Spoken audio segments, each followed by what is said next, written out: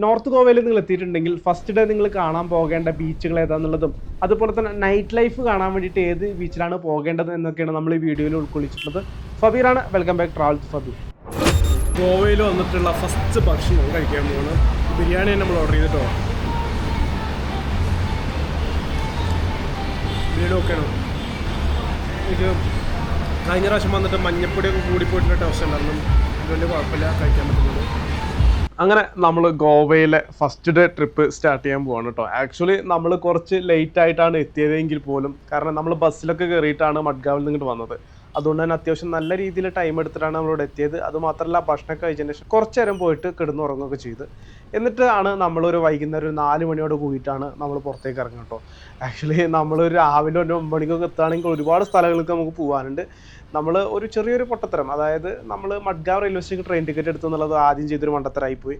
അത് കഴിഞ്ഞിട്ട് അവിടെ നിന്ന് ബസ്സിന് ഇങ്ങോട്ടേക്ക് വരാൻ നോക്കിയത് കൂടിയിട്ട് ഒരു 3 മണിക്കൂർ അങ്ങനെയും പോയി. മറിച്ച് നമ്മൾ മഡ്ഗാവ് റെയിൽവേ സ്റ്റേഷനിൽ നിന്ന് ഏതെങ്കിലും ലോക്കൽ ട്രെയിൻ വിളിച്ചിട്ട് നമ്മൾ തിവിയത്തിലേക്ക് വരികയാണെങ്കിൽ ഒരു അരമണിക്കൂർ കൊണ്ട് നമ്മൾ എന്ത് ചെയ്യാൻ പറ്റിയായിരുന്നു, തിവിയത്തിൽ നിന്ന് നമുക്ക് ഇവിടെ എത്താൻ പറ്റിയായിരുന്നു. കുറച്ച് പൈസ ലാഭിക്കാൻ നോക്കിയിട്ട് നമ്മൾ ബസ്സൊക്കെ കയറി വന്നതോട് കൂടിയിട്ട് ശരിക്കും പറഞ്ഞാൽ നമ്മൾ ഇന്നത്തെ ദിവസത്തിൻ്റെ പകുതി കണ്ട് പോയി. ഇനിയിപ്പോൾ ഉള്ളത് ഒരു 4 മണി മുതൽ ഒരു 6-7 മണി വരെയുള്ള ഒരു സമയമാണ്. അപ്പോൾ നമ്മൾ നമ്മുടെ ബൈക്ക് എടുത്തിട്ട് നമ്മൾ ആക്ച്വലി പാക്കേജ് എടുത്തിട്ടാണ് വന്നിട്ടുള്ളത്. പാക്കേജ് എന്ന് പറഞ്ഞു കഴിഞ്ഞാൽ തിവിയ റെയിൽവേ സ്റ്റേഷനിൽ പിക്ക് ചെയ്തിട്ട് തിവിയ റെയിൽവേ സ്റ്റേഷൻ ഡ്രോപ്പ് ചെയ്യുന്നതാണ്. ഇനി മഡ്ഗാവിൽ നിന്നാണെങ്കിലും അവർ ചെയ്യുന്നുണ്ട്, പക്ഷേ മഡ്ഗാവിൽ നിന്നാകുമ്പോൾ പ്രൈസ് കുറച്ച് കൂടുതലായതുകൊണ്ട് ചെറിയൊരു ലാഭത്തിന് വേണ്ടിയിട്ട് നമ്മൾ ബസ് കയറിയിട്ട് മഡ്ഗാവിലേക്ക് എത്തുകയും ചെയ്തിട്ടോ. അവരെ പാക്കേജ് പ്രകാരം അവർ നമുക്ക് 2 ദിവസത്തെ റൂമും 3 ദിവസത്തെ സൈറ്റ് സീനൊരു സ്കൂട്ടറൊക്കെ പ്രൊവൈഡ് ചെയ്യുന്നുണ്ടായിരുന്നു. അപ്പോൾ അതിൻ്റെ സ്കൂട്ടർ നമ്മളെടുത്തു. ഇനി ഇതിൽ കുറച്ച് എണ്ണ അടിച്ചിട്ട് വേണം നമുക്ക് സൈറ്റ് സീനിൽ പോകാൻ വേണ്ടിയിട്ട്. കാരണം പാക്കേജിൽ ബൈക്ക് നമ്മൾ എടുക്കുന്നുണ്ടെങ്കിൽ എണ്ണ അതിൽ ഇൻക്ലൂഡഡ് അല്ല.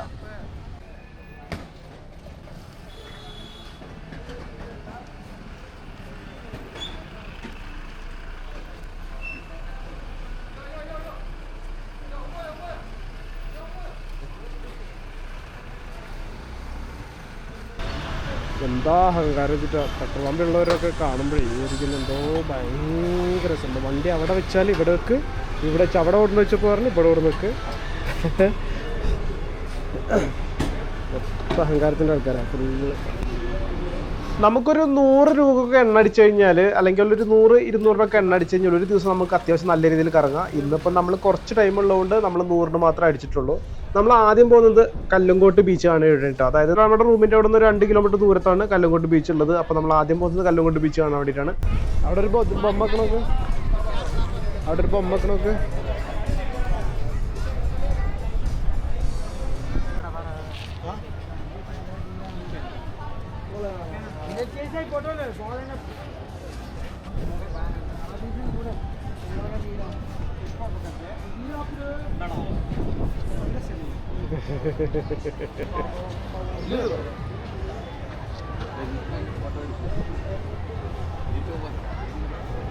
അപ്പോൾ നമ്മളിപ്പോൾ ഉള്ളത് കലങ്കോട്ട് ബീച്ചിലാണ്. കലങ്കോട്ട് ബീച്ചിൻ്റെ ഒരു അവസ്ഥയാണ് കേട്ടോ. മഴ നല്ല രീതിയിൽ പെയ്തുകൊണ്ട് ചെറുതായിട്ട് ആക്ടിവിറ്റീസ് ഒക്കെ വരെ നിർത്തി വെച്ചിട്ടുണ്ട്.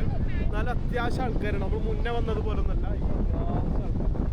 കലങ്കോട്ട് ബീച്ചിൽ ഞാൻ ആദ്യമായിട്ട് വരുന്നത് നമ്മുടെ കോവിഡൊക്കെ കഴിഞ്ഞിട്ടുള്ള ഒരു സമയം ഉണ്ടല്ലോ, അതായത് 2021 ആ സമയത്താണ് ഞാൻ ആദ്യമായിട്ട് വരുന്നത്. അന്ന് ഇവിടെ ആൾക്കാർ വളരെ കുറവായിരുന്നു. ഇന്ന് ഒരുപാട് പേരുണ്ട്. ഇത് ആക്ച്വലി നമ്മൾ ജൂൺ മാസത്തിലാണ് നമ്മൾ വിസിറ്റ് ചെയ്തിട്ടുള്ളത്. അതുകൊണ്ട് തന്നെ മഴയൊക്കെ ഉള്ളതുകൊണ്ട് ആക്ടിവിറ്റീസ് ഒക്കെ അവർ താൽക്കാലികമായിട്ട് നിർത്തിയിട്ടുണ്ട്. നിങ്ങൾക്ക് ബാക്ക്ഗ്രൗണ്ടിൽ നോക്കി കഴിഞ്ഞാൽ സ്കൈയിലൊക്കെ അത്യാവശ്യം നല്ല രീതിയിൽ മഴക്കാറൊക്കെ നിങ്ങൾക്ക് കാണാൻ സാധിക്കും.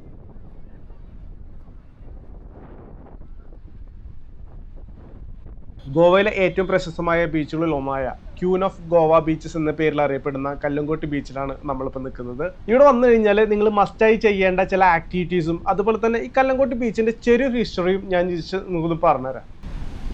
1960-കളിൽ യൂറോപ്യൻ ഹിബീസൊക്കെ ഗോവയിലേക്ക് എത്തി തുടങ്ങുന്ന ഒരു സമയമുണ്ടല്ലോ. ആ ഒരു സമയത്ത് പോപ്പുലറായിട്ട് വന്നിട്ടുള്ള ബീച്ചുകളിൽ ഒന്നാണ് കല്ലങ്കോട്ട ബീച്ച്. പോർച്ചുഗീസുകാരുടെ കാലഘട്ടത്തിലൊക്കെ ഇതൊരു ഫിഷിംഗ് വില്ലേജ് ആയിരുന്നു. പിന്നീട് ടൂറിസം ഒക്കെ വളർന്നതോട് കൂടിയിട്ട് കൽക്കുണ്ട ബീച്ച് ഗോവയിലെ തന്നെ ടൂറിസത്തിന്റെ ക്യാപിറ്റലായിട്ട് മാറുകയാണ് ചെയ്തത്. ഇന്ന് ഏറ്റവും കൂടുതൽ ആളുകൾ എത്തിച്ചേരുന്ന ഒരു ടൂറിസ്റ്റ് ഡെസ്റ്റിനേഷൻ ആയിട്ട് മാറിയിരിക്കുകയാണ്. ഇവിടെ വന്നു കഴിഞ്ഞാൽ നമ്മൾ മെയിൻ ആയിട്ട് ചെയ്യേണ്ട കുറച്ച് ആക്ടിവിറ്റീസ് ഉണ്ട്. അതിൽ പ്രധാനപ്പെട്ടത് ഒന്ന് ജെറ്റ്സ്കി തന്നെയാണ്. പിന്നെ ബനാന റൈഡ്, പിന്നെ പാരാസ്ലൈഡിങ്ങും ബമ്പർ റൈഡും ഒക്കെ ഇവിടെ അവൈലബിൾ ആണ് കേട്ടോ.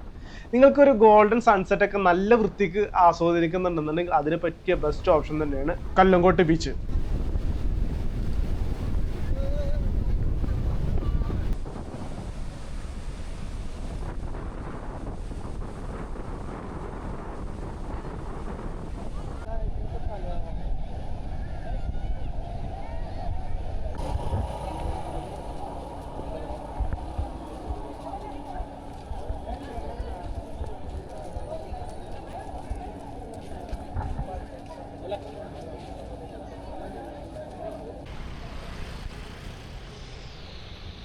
സൺസെറ്റൊക്കെ ഏകദേശം ആവാറായിട്ടുണ്ട്. ഇനിയിപ്പോൾ നമ്മൾ അടുത്ത് പോകുന്നത് വാഗാ ബീച്ചിലേക്കാണ്. വാഗാ ബീച്ചിൽ പോയിട്ട് അവിടുത്തെ നൈറ്റ് ലൈഫൊക്കെ കണ്ടിട്ട് തിരിച്ചു വരാനുള്ള പരിപാടിയാണ്.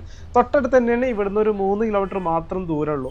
വാഗാ ബീച്ചിനെ കുറിച്ച് പറയുകയാണെന്നുണ്ടെങ്കിൽ, നമ്മൾ ഗോവയിൽ വന്നിട്ട് നിങ്ങൾക്ക് കുറച്ച് നൈറ്റ് ലൈഫൊക്കെ ആഘോഷിക്കണം, അങ്ങനത്തെ പ്ലാനൊക്കെ ഉള്ള ആൾക്കാരാണെന്നുണ്ടെങ്കിൽ മസ്റ്റായിട്ട് വിസിറ്റ് ചെയ്യേണ്ട നോർത്ത് ഗോവയിലെ ഒരു കിടിലൻ ബീച്ചാണ് വാഗാ ബീച്ച്. അവിടെയാണ് നൈറ്റ് പാർട്ടീസും പബ്സും അതുപോലെ തന്നെ പലതരത്തിലുള്ള നൈറ്റ് ആക്ടിവിറ്റീസൊക്കെ നടക്കുന്നത്. ആക്ച്വലി രാത്രിയാണ് അവിടെ ഉണർന്നിരിക്കുന്നതാണ്. അപ്പോൾ നമ്മൾ കല്ലങ്കോട്ട് ബീച്ചിൽ നിന്ന് ഏകദേശം നമുക്കൊരു 3 കിലോമീറ്റർ കൂടി യാത്ര ചെയ്ത് കഴിഞ്ഞാൽ നമുക്ക് ഈസി ആയിട്ട് വാഗാ ബീച്ചിലേക്ക് എത്താൻ പറ്റും.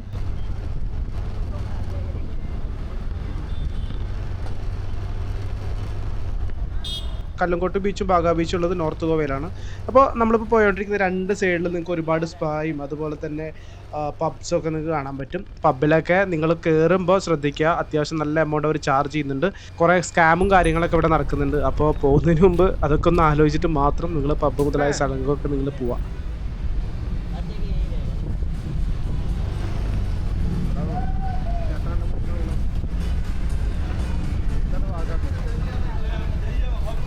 ഇപ്പോൾ നമ്മളിവിടെ മെയിനായിട്ട് വന്നിട്ടുള്ളതെന്ന് വെച്ചാൽ, ഇവിടെ കാണുന്ന പാർക്കിംഗ് ഇല്ല, ഇവിടെ വണ്ടി പാർക്ക് ചെയ്യണം. പാർക്ക് ചെയ്യാൻ ചാർജ് ഉണ്ട് തോന്നുന്നു കേട്ടോ. കാരണം വെച്ചാൽ നമ്മൾ ഈ വരിക്ക് നിൽക്കുന്നതൊക്കെ റെൻ്റ് സ്കൂട്ടറാണ്. അപ്പോൾ നമ്മളിവിടെ പാർക്ക് ചെയ്ത് കഴിഞ്ഞിട്ട് നമുക്ക് എന്ത് ചെയ്യണം, വാഗാ ബീച്ച് പോയിട്ട് സൺസെറ്റ് നല്ല വൃത്തിക്കൊന്ന് കാണണം എന്ന് വിചാരിക്കുന്നുണ്ട്.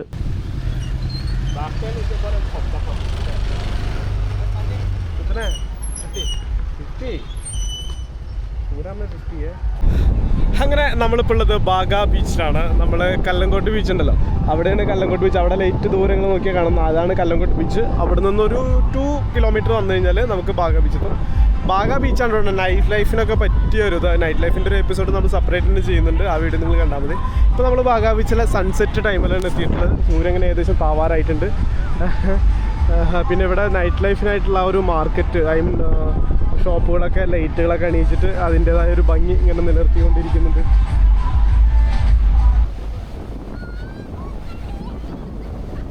ഇപ്പോൾ നമ്മളിപ്പോൾ നിൽക്കുന്നത് വാഗാ ബീച്ചിലാണ്, അതായത് നോർത്ത് ഗോവയിലെ കല്ലങ്കോട്ടിന് സമീപത്തുള്ള വാഗാ ബീച്ച്. ഇന്നത്തെ ഗോവൻ നൈറ്റ് ലൈഫിൻ്റെ ഹാർട്ടായി അറിയപ്പെടുന്ന ഈ ഒരു വാഗാ ബീച്ചിന് ഒരു പഴയകാല ഒരു അടിപൊളി ചരിത്രം പറയാനുണ്ട്. അതായത് വാഗാ ബീച്ച് പണ്ട് കാലത്തേക്ക് ഒരു സ്മോൾ ഫിഷിംഗ് വില്ലേജ് ആയിരുന്നു. ഇവിടെ താമസിച്ചിരുന്നത് പ്രധാനമായിട്ടും ഇവിടുത്തെ ലോക്കൽസും ആയിരുന്നു. അവരുടെ പ്രധാനമായിട്ടുള്ളൊരു വരുമാന മാർഗ്ഗം എന്ന് പറയുന്നത് ഫിഷിങ്ങും അതുപോലെ തന്നെ സാൾട്ട് പാൻ വർക്കും പിന്നെ കോക്കനട്ട് ഫാമിനൊക്കെ ആശ്രയിച്ചായിരുന്നു അവർ ജീവിച്ചിരുന്നത്. പോർച്ചുഗീസുകാരുടെ കാലത്തൊക്കെ വാഗാ ഏരിയ എന്ന് പറയുന്നത് ഒരു പീസ്ഫുൾ കോസ്റ്റൽ വില്ലേജ് ആയിരുന്നു. അന്ന് ടൂറിസം ഇത്രത്തോണ്ടൊന്നും ഇവിടെ ഉണ്ടായിരുന്നില്ല. പിന്നീട് 1970-കളിലൊക്കെ ഫോർജിയൻ ബാക്ക് പാക്കേഴ്സും അതുപോലെ തന്നെ ഹിപ്പീസൊക്കെ ഗോവയിൽ എത്തി തുടങ്ങിയതോട് കൂടിയിട്ടാണ് കല്ലങ്കോട്ട് വാഗാ ബീച്ച് മുതലായിട്ടുള്ള സ്ഥലങ്ങളൊക്കെ ഫെമിലിയർ ആയത്. ഒരു 1990-കൾക്ക് ശേഷമൊക്കെയാണ് ഇന്ന് കാണുന്ന വാഗാ ബീച്ചായിട്ടുള്ള ട്രാൻസ്ഫോർമേഷൻ നടത്തുന്നത് കേട്ടോ. അതായത് ബീച്ച് ഷാക്സും വാട്ടർ ആക്ടിവിറ്റീസും നൈറ്റ് ക്ലബ്സും പിന്നെ ഫേമസ് ആയിട്ടുള്ള ടാറ്റു അടിക്കുന്ന സ്ഥലങ്ങളൊക്കെ ആയിട്ടുള്ള ഒരു മോഡേൺ നൈറ്റ് ലൈഫ് ബീച്ചായി മാറിയത്. പറഞ്ഞ് നമ്മൾ കാട് കയറി. ഇനിയിപ്പോൾ നമ്മൾ മെയിനായിട്ട് ഇവിടുത്തെ ഒരു നൈറ്റ് മാർക്കറ്റ് ഉണ്ടല്ലോ, അവിടേക്ക് ജസ്റ്റ് ഒന്ന് പോയിട്ട് തിരിച്ചു വരാമെന്ന് വിചാരിക്കുന്നു.